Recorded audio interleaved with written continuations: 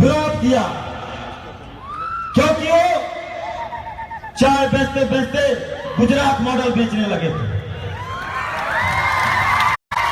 हम लोगों ने कहा कि आप चाय वाले का अपमान नहीं कर सकते, आप इतना बड़ा झूठ नहीं बोल सकते, हमको बताओ कि क्या है तुम्हारा गुजरात मॉडल, बताओ कि क्या है तुम्हारा गुजरात मॉडल। उस गुजरात मॉडल में आदिवासी कहां खड़ा है, उस गुजरात मॉडल में ओबीसी कहां खड़ा हुआ है, उस गुजरात मॉडल में दलित कहां खड़ा हुआ है, उस गुजरात मॉडल में माइनॉरिटी के लोग कहां खड़े हुए हैं, कहां खड़े हुए बताओ। जब हम लोगों ने दिल्ली में उनको घेरने का काम किया तो दिल्ली छोड़कर विदेश चले गए। कहां चले गए? विदेश चले गए। हम लोग उनका रास्ता जोहते रहे, कभी विदेश से आते, दिल्ली थोड़ी देर रुकते, फिर विदेश चले जाते। अभी जब गुजरात में चुनाव आया तो दिल्ली से वो गुजरात आ गए, तो हम लोगों ने भी दिल्ली से गुजरात आ गए उनका पीछा करते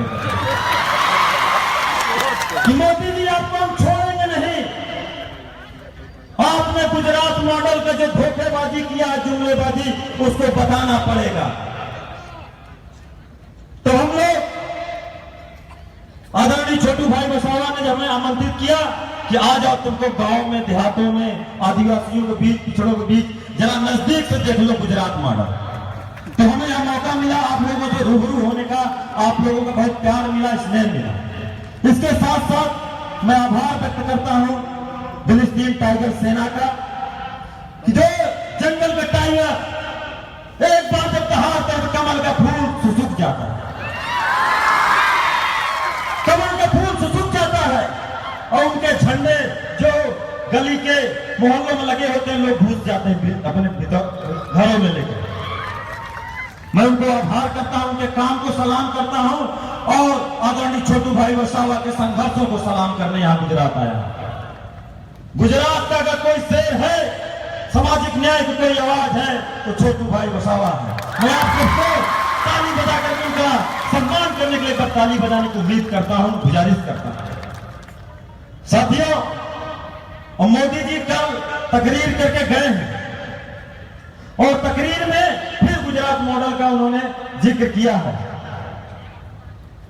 तो हम लोगों ने कहा कि ये गुजरात मॉडल गुजरातियों को भी समझ में आता है और पूरे देश को भी समझ में आता है। अब आप जुमलेबाजी करना बंद कर दीजिए। मोदी जी की इस मॉडल पर मैं 2 लाइनें कहना चाहता हूं कि नदी बेच देगा, क्योंकि गुजरात मॉडल बेच रहे थे, नदी बेच देगा, नहर बेच देगा, गली बेच देगा, शहर बेच देगा। अगर 5 साल अगर फिर से रह गई इस गुजरात में भाजपा, तो आने वाले दिनों में गुजरात बेच देगा।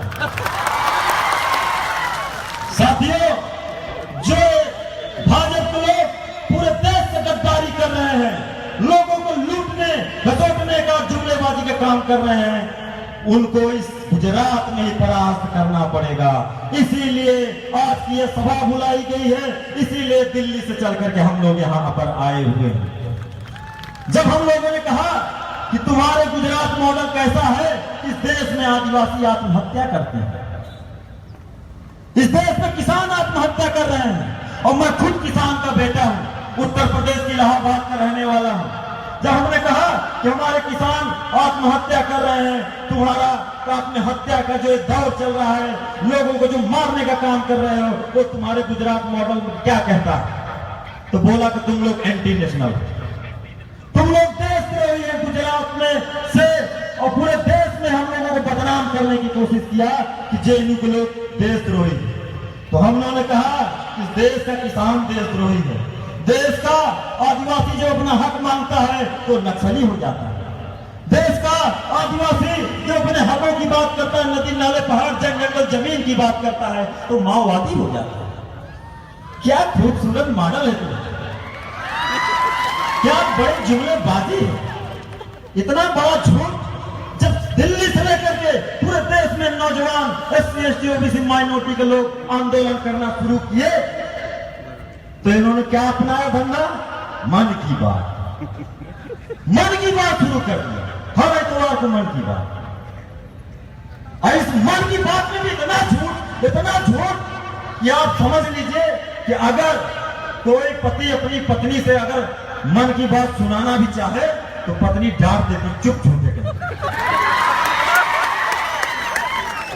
मतलब मन की बात क्या जल्दी से कोई आदमी मन की बात नहीं बताता है। कभी मन की बात, बहुत दुख होगा, बहुत पीड़ा होगा, तभी वो मन की बात बोलता है। और मन की बात हमेशा अपने लोगों से बोली जाती है। तो लोगों के बीच विश्वास को उन्होंने तोड़ने का काम किया मन की बात बोलकर। अब कोई मन की बात अगर बोलना भी चाहे तो कोई विश्वास नहीं करता।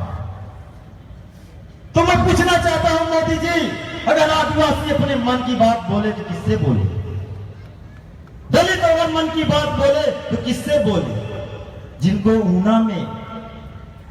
ऊना में मार मार कर खाल उतार लिया, जो देश के सफाई का काम करते हैं, देश का एससी ओबीसी, जो देश के उत्थान में काम कर रहा है, देश की जीडीपी को बढ़ाने का काम कर रहा है, वो अपनी मन की बात तुमसे कैसे कहे? अगर देश के अंदर जो मन के बात का जुमलेबाजी घोषणा चल रहा है उसको बंद नहीं किए तो इसी गुजरात से तुम मन की बात मन में ही दबाए निकल जाओगे फिर दिल्ली। ये आपको उम्मीद करते हम लोग आए हैं। आदिवासी किससे मन की बात करें? मन की बात हमेशा अपने लोगों से की जाती है। और इस गुजरात का कोई अपना है तो छोटू भाई वसावा है, भारतीय ट्राइबल पार्टी है। जब भी आदिवासी परेशान होता है उस पर जुल्म ढाया जाता है, उसके अधिकारों को लूटा जाता है, ढसोटा जाता है, तो आदिवासी चला आता है सीधा कि छोटू भाई वसावा हमारे साथ बहुत जुल्म हो रहा है, बहुत ज्यादती हो रही है, आप हमारी बात सुनिए। तो गुजरात का एक गुजराती जो किसी के मन की बात नहीं सुनता, लेकिन गुजरात में एक शेर भी है जो सबकी मन की बात सुनता है। गुजरात में एक शेर भी है जो सबके मन की बात सुनता है। साथियों, इसी गुजरात से निकल करके मोदी जी ने पूरे देश में भाषण दिया, वादा किया। एक बॉलीवुड का गाना है, क्या हुआ तेरा वादा, वो सनम वो इरादा। वो क्या हुआ मोदी जी, वो आपका वादा, वो आपका इरादा क्या हुआ? जो 2 करोड़ नौजवानों को नौकरियां देने के लिए बोले थे,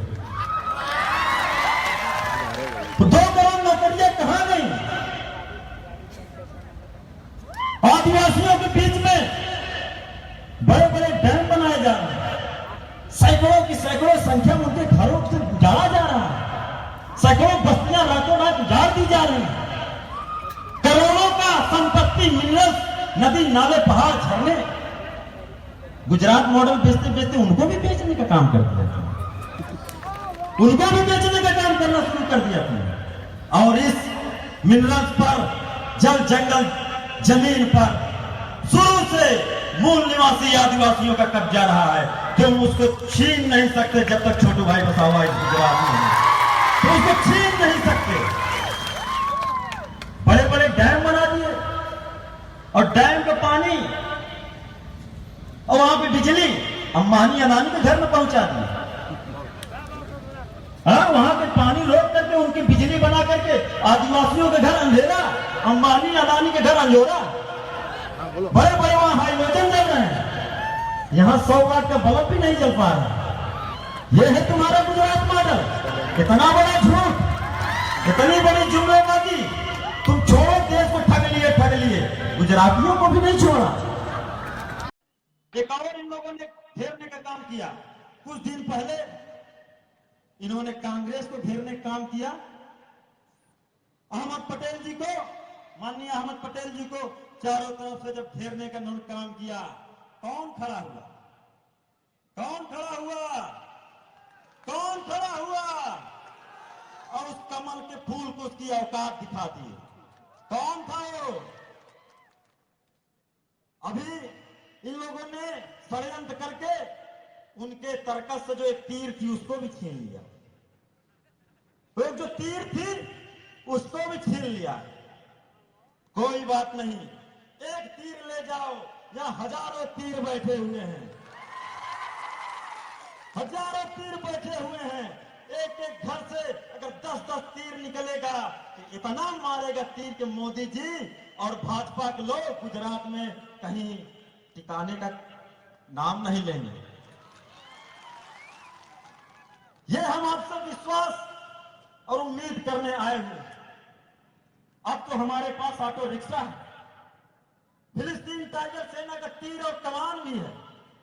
इसमें बैठ कर पूरे गुजरात से भाजपाइयों को निकालने का और भगाने का काम करेंगे हम लोग।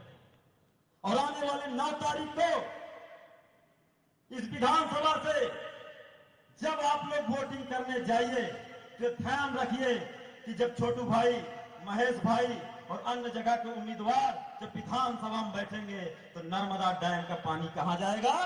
आदिवासियों के बीच में जाएगा। कहां जाएगा? आदिवासियों के बीच में। वहां पर जो बिजली, करोड़ों की बिजली अंबानी अनानी के घरों को अंजोरा पहुंचा रही है, वो कहां जाएगा?